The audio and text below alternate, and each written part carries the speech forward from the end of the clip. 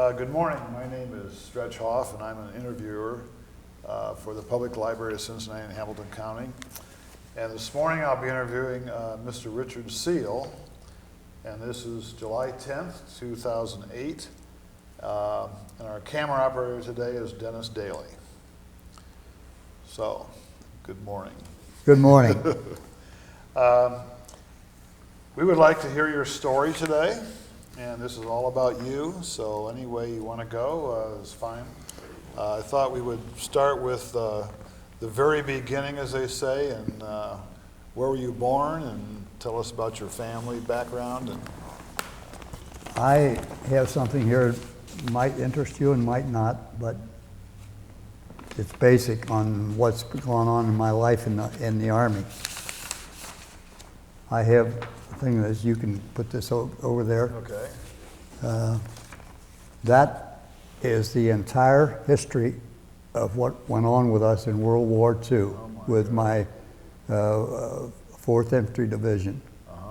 We started up where your left thumb is, on southern England, and went straight south to France, and took those towns there in France. Our whole thing was to take Cherbourg, which is close to where your thumb was. Yes.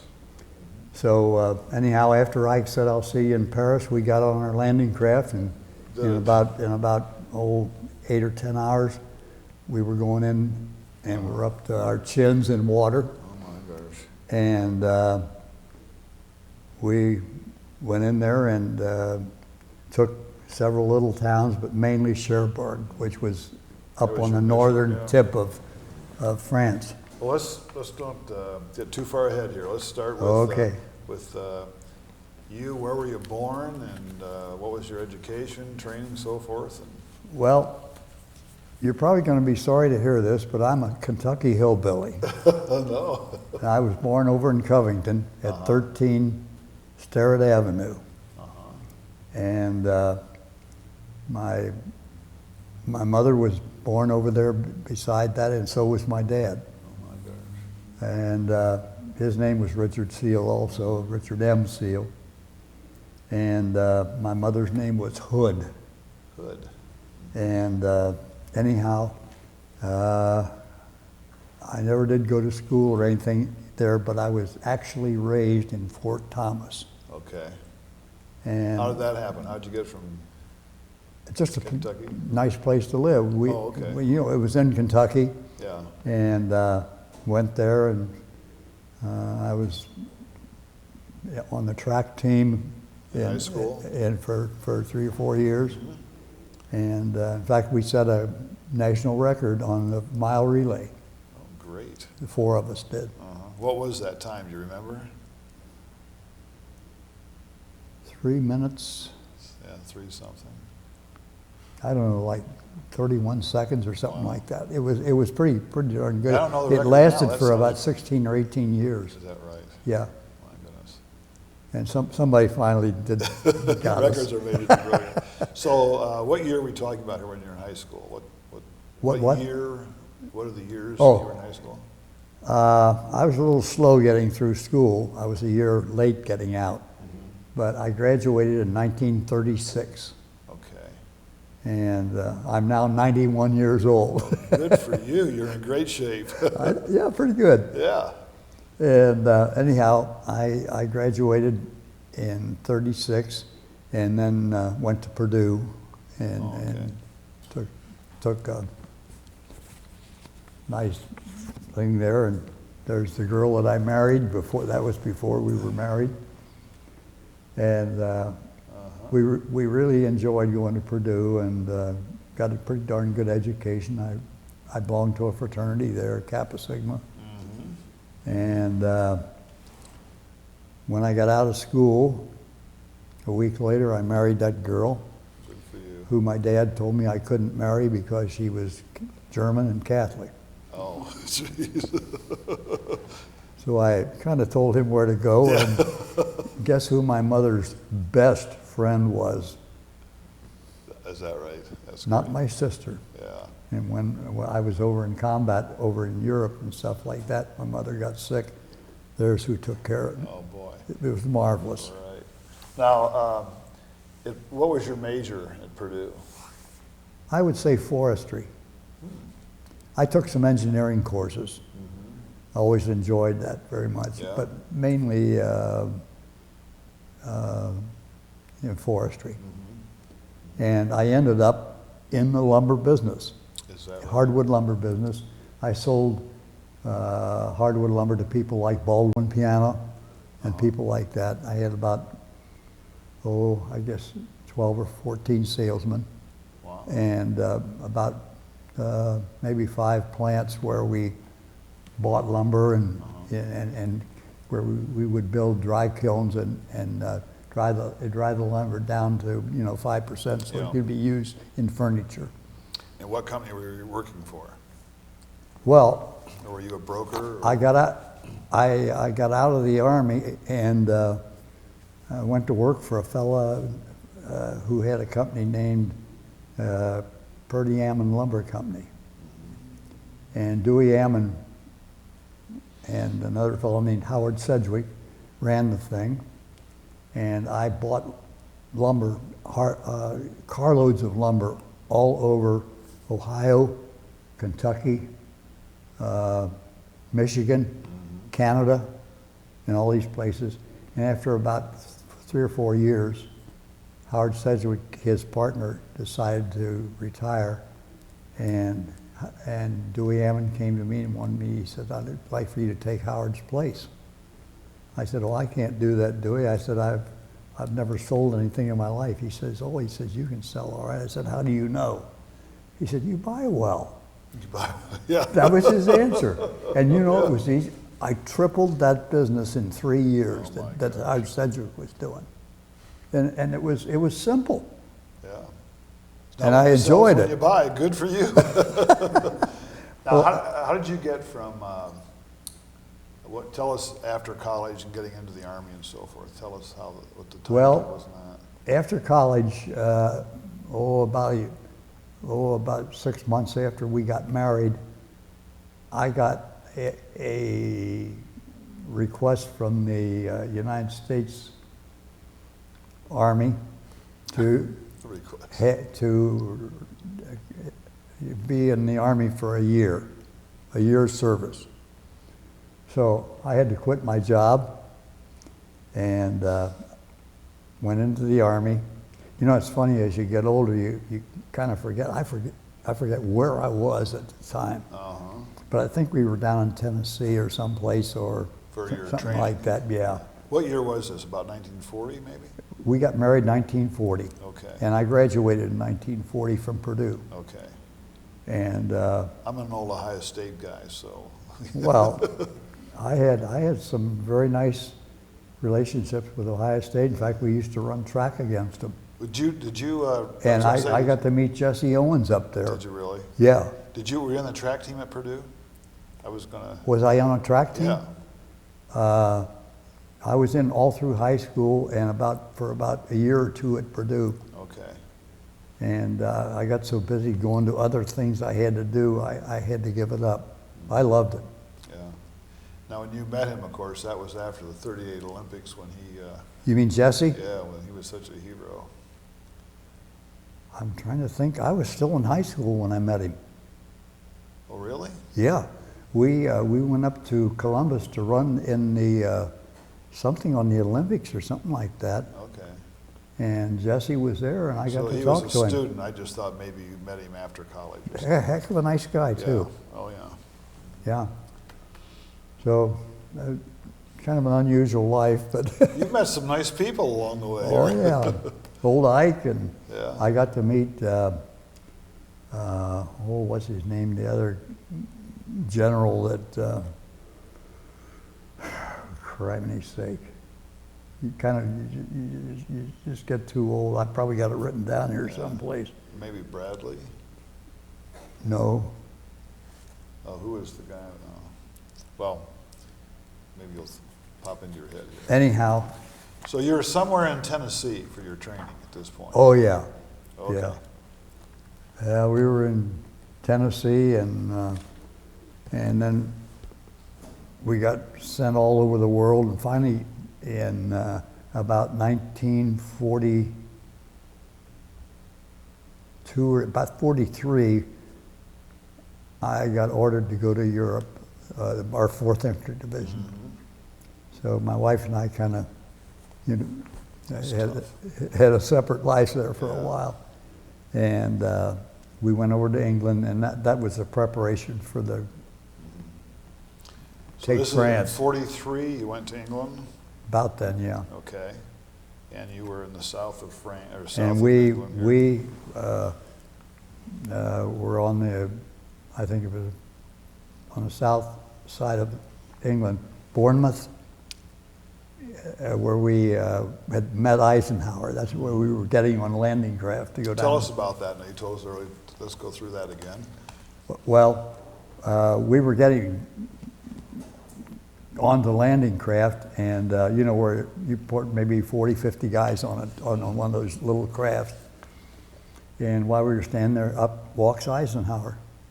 And he was very friendly with us, and he came around, shook hands with us, and saluted us. And as I told you, he said, "Well, gentlemen, I'll see you in Paris." And we did. We didn't get to talk to him, but I saw him. And I had gone to Paris in '39. I played in an orchestra on the Ile-de-France. And I got over there and went up on the Eiffel Tower and all that kind of stuff, you know, and really enjoyed it. And when my outfit got over there into France, one of my guys that flew a plane wanted to fly under the Eiffel Tower. I said, Yeah. He said, why? I said, there are a lot of wires come down there that, you know, and they did. I mean, I remember seeing them. So he didn't do it. Okay. You go to England, and what is your rank at that time? At the time of the invasion, Yeah. I was a captain. Okay. And I was the captain until, I don't know, about 46 or something like that. And they made me a major. Actually, it was about the time I left the Army. Okay. So, but I had a pretty darn good thing, and nice people. I had good guys. One guy in the Hurtgen Forest, I don't know if you remember that, but it was a hell of a, it was a pretty rough battle. And I was there with a fellow named Jack Carter, who was my wire sergeant. And just about the time we were in, what the hell's the name of that place there?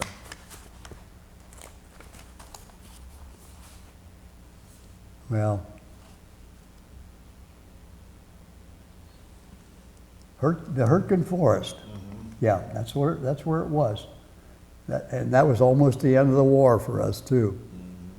I heard an artillery shell coming in, and I said to Jack, "Hit the ground."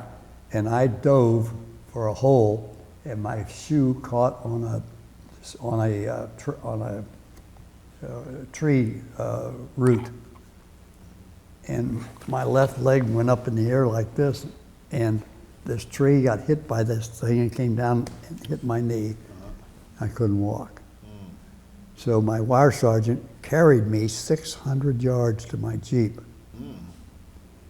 And then they took me over to Belgium, and I was in there about 5 to 7 days, and they let me go back to my outfit. I couldn't walk very well, but they said, "Oh, it'll be all right." And Easy for them to say, huh? yeah, but and I got a Purple Heart for that. So that got me out of the Army a little quicker too. Now, as a captain, how many men are underneath you? How many men? I had about 150 men. Okay. My son-in-law was Gus, here. that picture. He has a picture, and those are all my guys that were in my headquarters battery, they called it. Big responsibility. and I had to taking care of all the high rank guys that were in the battalion and all that stuff, to see that they had good food, place to sleep, and everything. Yeah. Tell us about England before you actually started on D-Day, but what has always amazed me, the number of people, the amount of supplies, and how that was all kept secret. How long were you there getting ready to depart, and what was life like then? We actually went into England, it seems to me it was around 43. Mm-hmm. We actually went on the invasion of France it was the 6th of June in 44. 44, right? Yeah. So we actually went into England, I would say, just about in 43. Okay. And what was it like when there was a delay because of weather? I mean, how were the troops? Because they were loaded on the ships and ready to go. Oh, you always had problems with that, but you just had to accept it. Yeah. You know, it just, so what? Yeah, okay. And what so your mission is to take Cherbourg. Oh, yeah. And what kind of ship were you on for the invasion? Well, the invasion itself, I was on a little landing craft. Were you on the landing craft? With yeah. probably 30, 40 people on it. Mm-hmm. And as we went into land there, just off the shore of France, I'm trying to think of the little towns that were there. Oh, you had... It was, we went into a place called Utah Beach. Oh, yes. Okay? Yeah. And that was right near Carentan. Carentan, yeah. And probably about 25 miles from Cherbourg. Mm-hmm. And also it wasn't far from St. Lo, which was the next start of a battle. Right. And that was a long one. Mm-hmm. St. Lo breakthrough. Mm-hmm. And how long did it take to establish the beachhead on D-Day? We went in there, we were shot at a lot and had, Germans were throwing artillery at us and stuff, which we expected. Mm-hmm. But we didn't have a whole lot of resistance. Mm-hmm. Of course, I was in the artillery. Now, the infantry had gone ahead of us. Mm-hmm. And then that was, when I went in there, that was when I met Teddy Roosevelt. And I didn't see anything unusual about that at all. I can't remember if we got the Roosevelt meeting on the recording or not, but tell us about meeting Teddy Roosevelt. Well, he's a small guy, mm-hmm. And after I got all my guys, you know, to be careful and do what they're in, stay spread out, stuff like that, I saw him sitting over on a rock, Teddy Roosevelt. I knew who it was. Mm-hmm. So I went over and said hi to him and saluted him. Uh-huh. He was a general. Uh-huh. And I said, "Sir, what are you doing in a mess like this?" He said, "The president asked me to come over here and keep everybody calm." That was his answer. And he was really calm. Yeah, that's great. I got a kick out of it. Uh-huh. That's wonderful. So, okay, so tell us the purpose of your artillery brigade, is it? Or is it battalion? We were in direct support of 3 battalions of infantry. And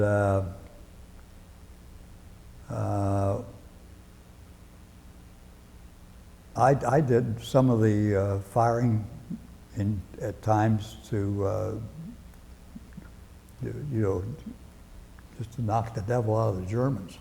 Well, the infantry goes in first, you said. Oh, yeah. And then you're coming in and We're you have right your behind them. cannons and so forth. And we went in right behind them and laid wire up to them and all that kind of stuff. What's lay wire? What's that mean? Telephones. Okay, We had radios, but which we used first. all right. But we had to put wires in. That was part of our instructions. Okay. And what time of day was this when you were the early morning? When You we were went the in, first wave? I would say between 5:30 and 6:30 in the morning. Okay. And the infantry was just ahead of us, I'd say 20 minutes or 30 minutes at the most. Yeah. I would have been scared. Were you scared? Sure. I think everybody was. After you get into that, though, you adjust to it. Yeah. And you just take for granted that you could get killed. There's not much you can do about it. Yeah. And we had a heck of a good country we were with, and I think most of our guys felt that was, they were glad to get things done, and we wanted Hitler. Yeah. Now that's one of the things, like our troops that we've got over there in Asia now, we shouldn't even be there. And when we went over into Europe, we were after Hitler, Yeah. and that sucker committed suicide. Yeah. Yeah. Was the sea rough, the channel, English Channel rough where you crossed? That was more down towards the other beaches? It was a little bit. Those little ships we were on, the little, that stuff, and we got soaking wet going in. Yeah. Did they let you out when it was deep water, or how deep was the water? 'Cause, It was about up to my neck. yeah. So how did you? And we went in, and it worked out well, though. We did all Yeah. right. We had practiced that up in England. Almost same type of. Same depth of water? And all Yeah. that? Okay. Mhm. And the British were very helpful to us. They were very nice. I liked it over in England. Yeah. So the infantry goes in first, and 20 minutes later, your battalion's coming in, and you establish communication lines. Now, are the cannons on larger boats, or how do they get in The there? cannon? Yeah. All your artillery. Well, when we went in, our artillery was, right behind us, and we went in as far as we could, and laid wires back to where the not only forward to the infantry, but also back to the parts of the battery that had the cannon. And there were 4 cannon in a battery. And we had about, in one battalion, I think we had either 12 or 24 guns. I can't remember exactly. Yeah. It's funny how you forget. Yeah. But anyhow, it worked out well, and we learned how to sweep the Germans and help our infantry go ahead. So the beachhead was cleared, and you were able to bring your artillery right in behind It that? was fairly clear. As I told you, Okay. Teddy Roosevelt was sitting He was, there. he was right there. That's good. Okay, and this is all 5:30, 6 o'clock in the morning? Yeah. Okay, Yep. okay. And by 10 o'clock or so, we had moved in pretty doggone well. Yeah. There was one town there that we took, I can't remember the name of it now, the first big, pretty good sized town. Would it have been that Carrollton? No, it was another town. Same It road. was right here, right near Carrington though, but it was into that beachhead. Oh, I'd say St. Mary Glace, was that? St. Mary Glace. Yeah. How'd you see that? Well, it's not on your map, but Well, St. Mary Glace is what I was trying to think of. okay. And we went there and took that and just worked our way through, and we had an awfully good infantry outfit, good people that you could trust, and I thought the whole thing was handled very well. Okay. This is a great map, by the way. This really helps. Isn't that nice? This tells the whole story, yeah. Yeah. Okay, now, so you said... By the way, I got those so you can keep them if you want them. Okay, sure. And that is the same exact thing that is in this book of mine. I saw that. Great. This thing here. Now, you say the big battle then, was it St. Lo? St. Lo. Okay, you want to tell us about that? We had a pretty good fight with the Germans. And I think that kind of the way we handled artillery was very helpful to our infantry. And in what way? Tell us about that. the Germans wanted to throw us back in the water. Yep.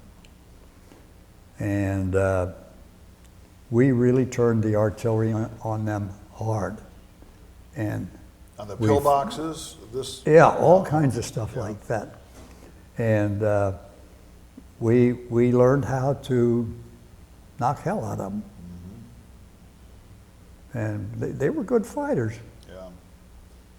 But they didn't know some things that we knew. Can you give us an example of that? Well, one thing is communications with your artillery guns. When our infantry needed some help, they had it within, I'd say, 3 to 5 minutes at the very most. We had maybe 12, 15 guns shooting in there for them. So they would identify a target? And we were on it right quick. And we had practiced that in England and in the United States. We'd had some pretty good. We had a colonel named Blakely. Yeah, his name was Harold Blakely, and he had been very helpful to us in teaching us how important communication was in getting offense working properly with the infantry. Yeah. He was good. What infantry was ahead of you? What was do you recall? 8th Infantry. Let me see. I've got them all here someplace. Well, let's don't. Well, we had. Yeah.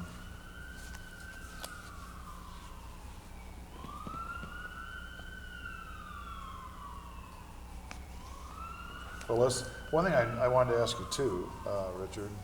Yeah. St. Lo is on the battle line with Caen. I know the Caen was a tough one for us to take also. Did those battles coincide? I mean, were you about the same length of time to take St. Lo? Yep. Yeah. Okay. Yep. That was quite a battleground there. Because when we got that going right, it took us some time. I've even got the dates on here.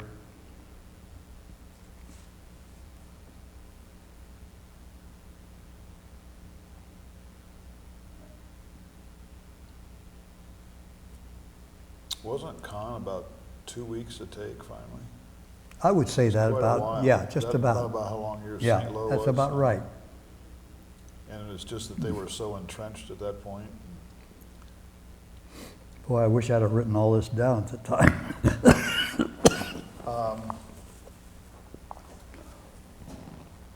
Okay. Do you want to just continue to trace your steps here then on the map? And what's the next big step you took? I know you went through a lot of little towns here. Well, let's see here.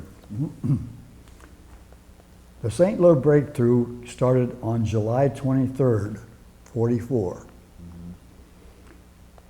And we had to take Caen, which was east of St. Lo. And then on about that same time, we were ordered to take Paris. And on 6/25/44, we were ordered to take Paris.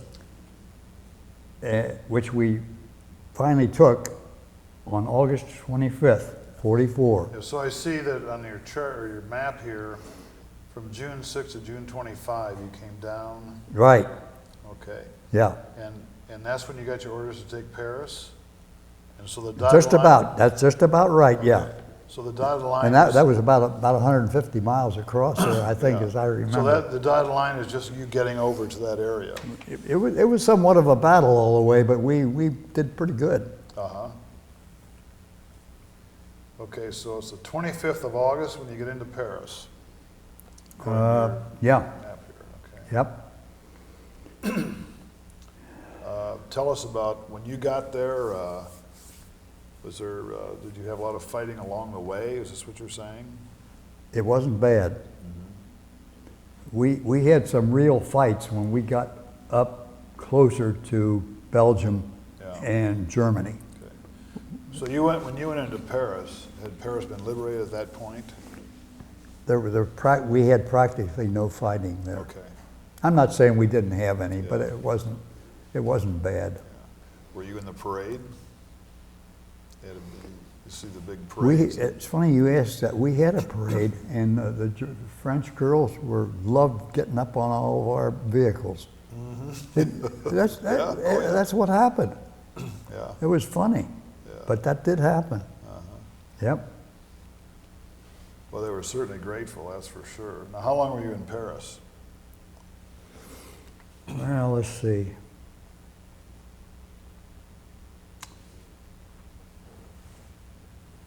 First American troops got into Paris on the 25th of August. And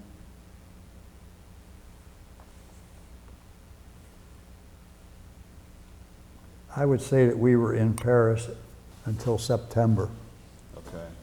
Now, we probably kept moving people out. We had to get up here going towards Belgium and So was there some, to get the Germans. so was there some cleanup work that had to be done in Paris, this sort of thing? Yeah. Yeah. Yeah. Getting organized? It's a little hard to give you a complete, actual plan of what we did, but they would say, well, take this town, take that town, and we would do it probably within a day to 3 days.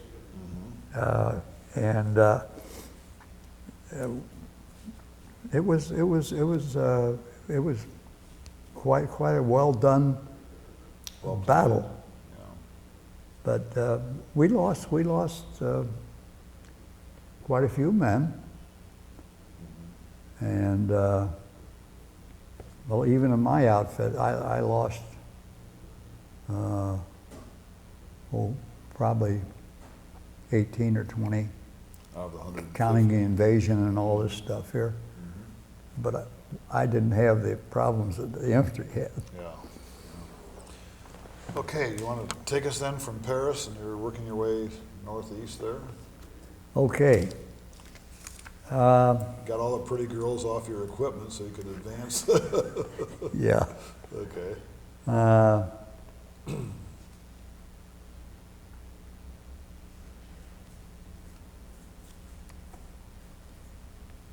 Is the next big place, we have a number 4 there?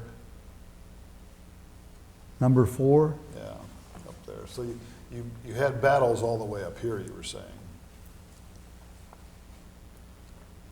Well, about late May of 1940, we got orders of invasion into Europe, and that's when we. But that was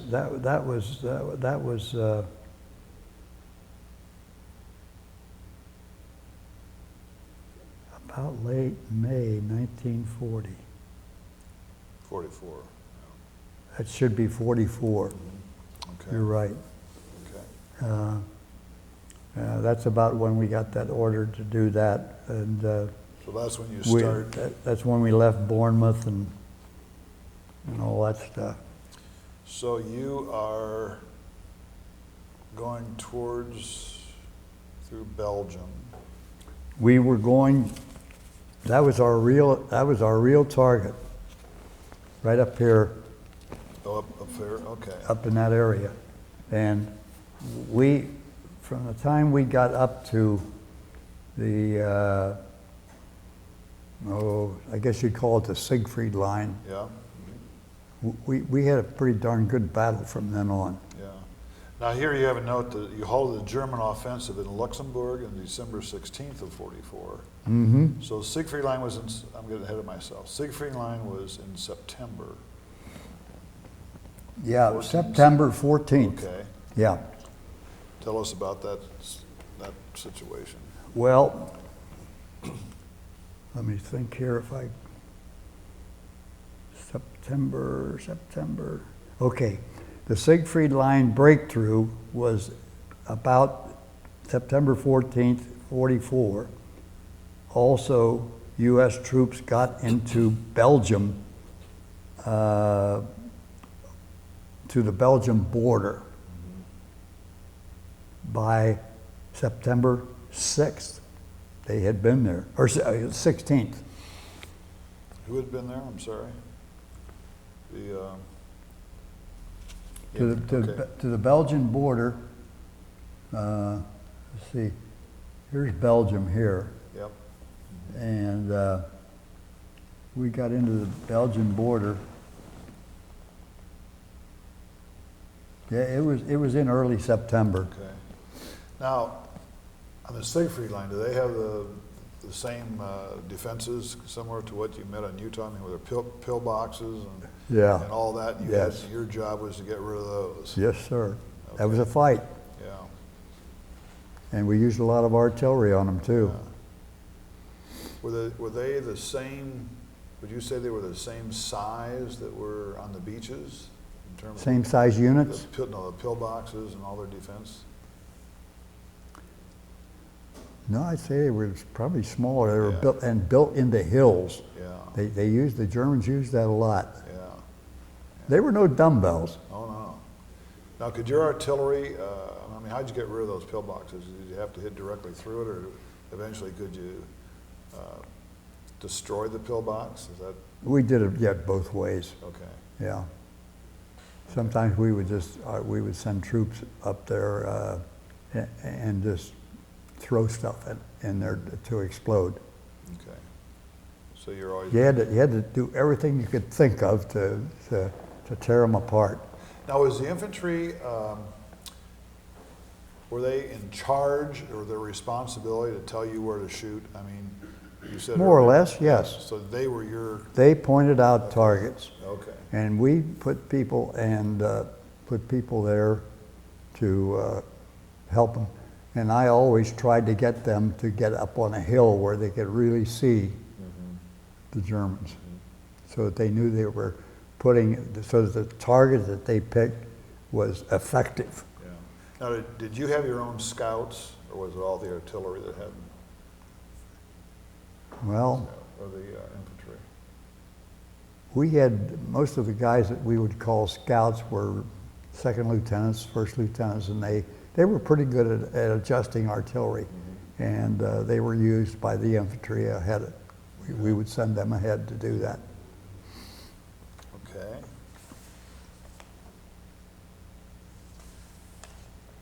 One question I had here, you have, what's this line right here on your map? What's that? The dotted line. Well, the Germans were spread out in that form. They were trying to keep us out of the whole area up there in Luxembourg, in that area. Okay, so that's a German defensive line right there. Okay. It was, yes. Uh-huh. And we tore that apart pretty good. Sounds like you were just tearing apart everything as you went along. It was great. Well, it was fairly well done. Yeah. So you go into Luxembourg then? Take us through that. And, Yes, up through we the got battle. Prum and Saint Vith, Prum, and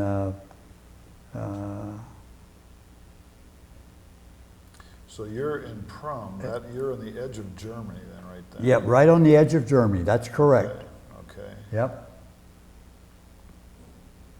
And then you go north, and that's where the battle of the Hürtgen Forest. And we've got a note on here, it says halted German fencing in Luxembourg, 16 December. And that was just about the end of the war. Now, how close are you at that point to the Battle of the Bulge? Well, we had been in Battle of the Bulge. That's where I got my knee hurt. Okay. Now, where's that on the time frame? That was in I would December. say that is someplace After.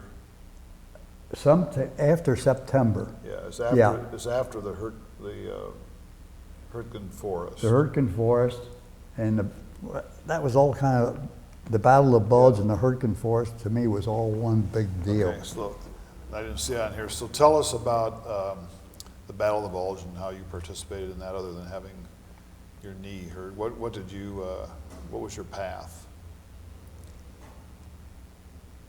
We had Prum and St. Vith and Houffalize. That was one that we went after. And we also pushed hard into Luxembourg. Okay. So, but when we did that and into Luxembourg the way we did, that's when we stopped the German offensive against us. And then you went up and participated in the Battle of the Bulge. Yep. Okay, and this is when That's when I got hurt. you got hurt. Okay. Yeah. And tell us again that Well, story. they just, Sergeant Carter carried me down, put me on a Jeep, and took me back to headquarters, and they put me in an ambulance and took me over to Belgium to a hospital. And I was there about 5 days, and they finally let me go back, and I forget who, one of my guys came over and got me and took me back So you went back to my outfit. your outfit. Yeah. And I couldn't really walk good for about a month, I'd say. Yeah. Do you have problems with your knees today? Today? No, Good. No. Very good. no. And you said you received a Purple Heart Yeah, for that? yeah. Congratulations. Well,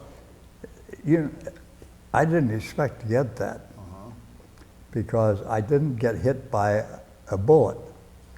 But the bullet hit the tree and came down and practically broke my knee. Yeah. And I couldn't walk. And the doctor said, there's no doubt about you getting a Purple Heart for this. So they did it. So did you have broken bones in your knee? Or It was crushed, yeah. There was parts of it that had to be reset.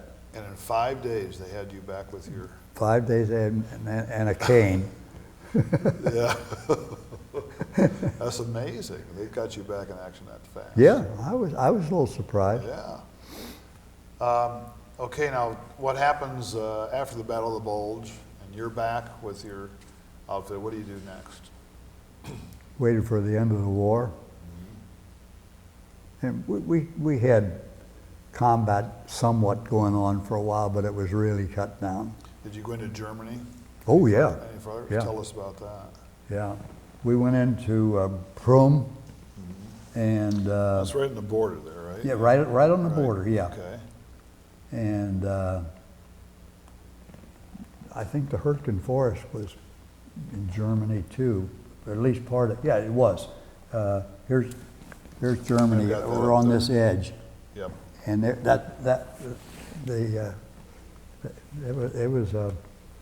was a confusing thing. It's hard to sit here and tell you everything just exactly the way it happened, especially when you get to be 91 years old and your memory isn't what it used That to was be. 4 or 5 years ago you did that, right? Yeah. Did you, where were you then when the news of Hitler's death or the surrender, where were you at that point? I was up here, I'm trying to remember the name of that town. It was right on wish I had my map. Anyhow, I was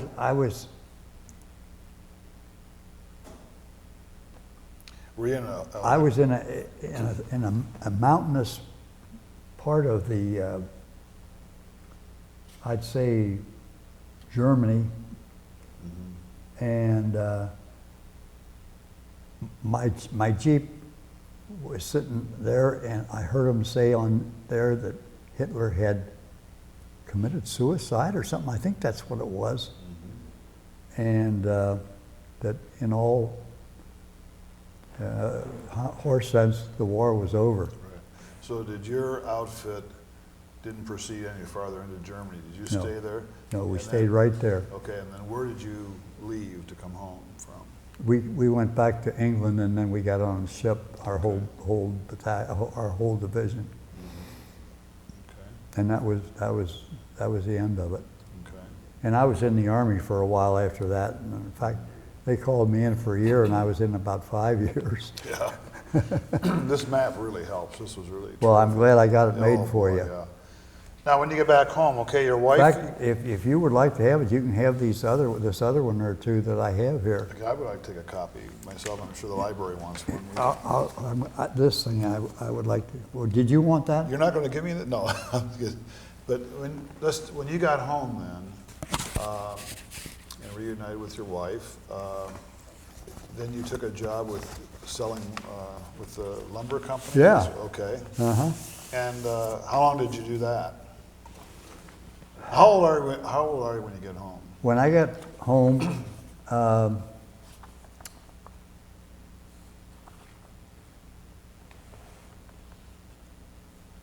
I heard about this job that was available with Purdy Amon Lumber Company, and I went and applied for a thing and got the job.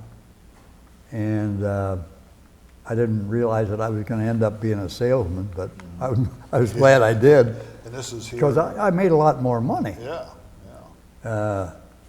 Here are these other Okay, thank things you. I'm going to give to you. Thank you very much. Would you like this to keep them?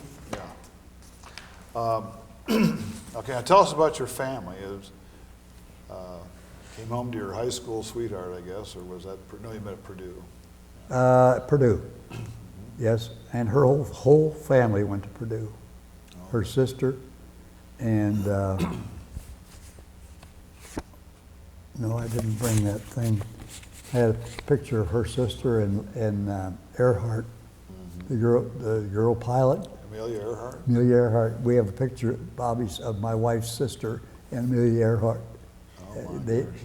Amelia was at Purdue for about 6 months. Yeah. And we got to meet her and everything. I enjoyed that. I would guess so. Yeah. And so I don't know, the whole experience to me was worthwhile, even though it was a little dangerous here and there. But I felt like we got Hitler. Yeah, you did your job, right? Exactly. Yeah. And I think that was in the minds of almost every soldier in our army was Hitler. Boy, it was amazing. So how many years, is your wife still alive? My wife will be, this month, in about a week, will be 86 years old. Oh my gosh, a youngster. She's been my wife for 68 years. Congratulations, what a... And she still speaks to me. That's wonderful. Did you work for that lumber company for? Oh, was that your Lord, career? yeah. What else did you do, or? I was with that lumber company for about 25 years. And ended up owning, I had 77% of it when my wife said, Dick, I'd like for you to sell out. She said, I think you're, so I had a salesman there, or 2 or 3 of them that wanted the company. So I sold it out and retired. Now, how old were you then? Well, that was in about 1984, 85, someplace along in there. So you were about So 70, maybe 70? I'd have been about 70 years old, yeah. What do you do in retirement? I bought some apartment buildings in Marymount. And that was a very nice investment. I made good money at it and enjoyed running the darn thing. And got to play a lot of golf. Yeah. That's good. Well, where were you? I just wanted to ask one more question about when the Japanese surrendered. Where were you at that point? That's what I was trying to remember. I heard it on the radio that the Japanese had surrendered. And I was right in southern,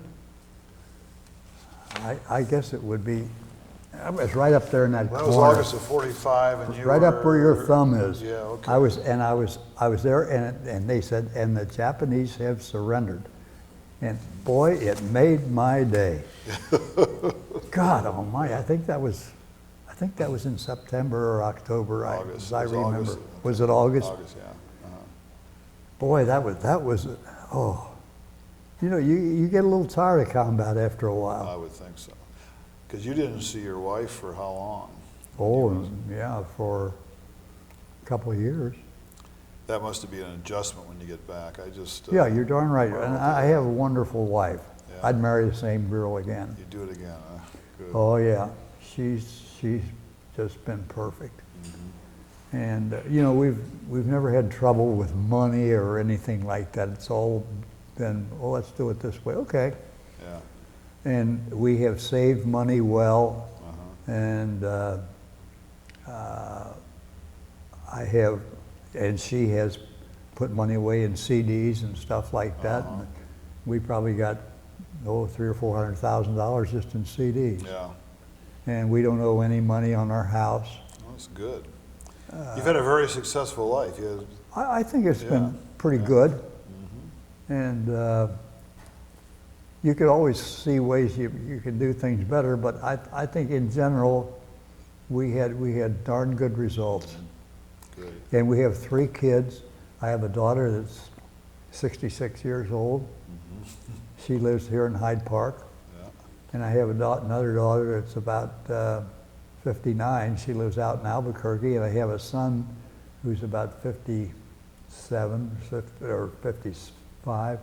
He lives over in Pacific Ocean in, what's the name of that island over there? It's a country. In the Pacific Ocean? New Zealand. New Zealand. Okay. Wow. Scotty lives over there. He's been over there quite a while. And he's done very well for his company. And sold one heck of a lot of stuff, you know, and has been done very well. Good. We enjoyed your story. Well, I thank you. We really appreciate the job you fellows did. I think it was just remarkable. I think all the guys that we had over there were, I'd say 90% were darn good and did a good job.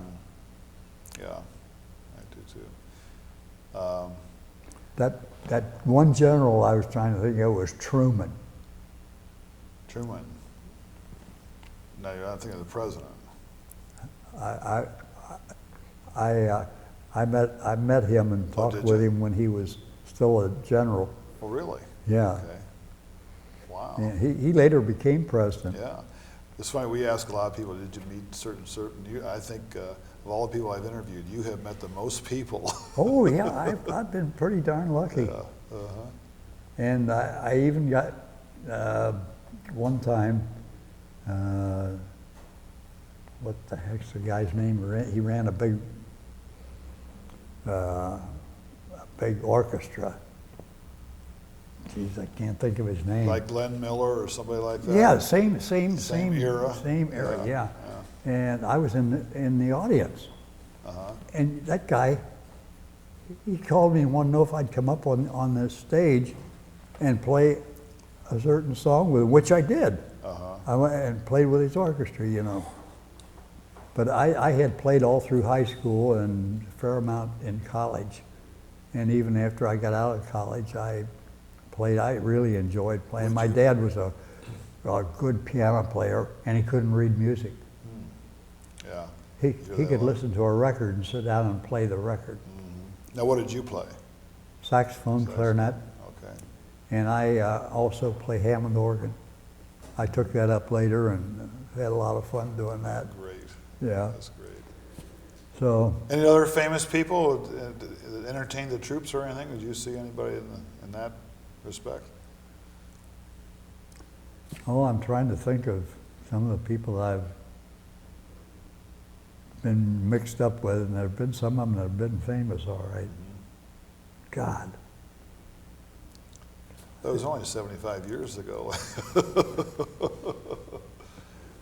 Okay, well, I think that pretty well wraps it up. Were you in the service? I wasn't. I was, at the time, I think my deferment was family. I was raising a family at the time, and so I've never personally served. My dad was in World War II. He was in the Navy and was in the Pacific Theater. I'll be darned. Well, you look back on all these things and you, why'd this happen to me, and how was I so lucky? Yeah. And all this kind of stuff, you Yes. know. Oh, yeah. So I just, I don't, I feel lucky having come with you two guys to sit here today and talk. It was nothing like what I thought it Is was that going to right? be. Okay. Well, we're lucky to have you here. I thoroughly enjoyed Well, I thank you. the story. I really do. Okay. And if there's anything I have here that you would like Yeah, to we'll take a look at it and see what. copy or something like that, why I I'll, definitely want one of these. huh? I Yeah, definitely want one of these yeah. maps, yeah. Well, I'm leaving those with you. Okay. And,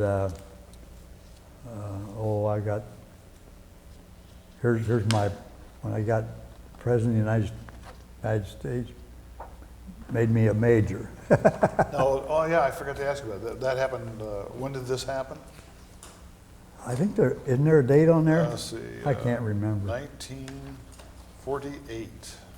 Here's a picture of my son with all my medals. You know, Purple Hearts and all that stuff. Oh, my gosh. I gave those to him and he took them back over to New Zealand with him. Purple Heart's right in the middle there, isn't it? Yeah, right in the middle. Yep. Oh, he sure looks like he's proud. Okay, very good.